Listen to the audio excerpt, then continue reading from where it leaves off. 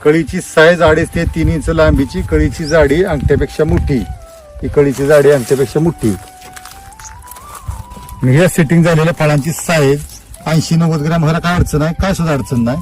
तर हे एखादं सेटिंग झालेलं फळ तोडून बघा कळीची साईज केवढी पडली. हे अजून पाणी दिलं केवढी साईज गेली. सगळे लाकडावर कडे, फळावर कडे.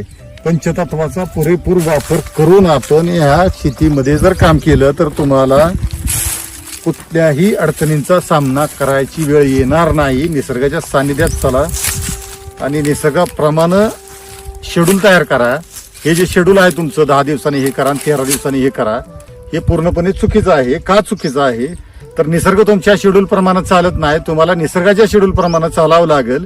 निसर्गाच्या शेड्यूल प्रमाणे हे चालल्यानंतर आपण जे पंचमी, सप्तमी, दशमी, अमावस्या, पौर्णिमा निसर्गाचं शेड्यूल सांगतो त्या निसर्गाच्या शेड्यूल प्रमाणे चालल्यानंतर असा रिझल्ट येतो. तुम्ही निसर्गाकडे वळाल, निसर्गाच्या शेड्यूल प्रमाणे चाला.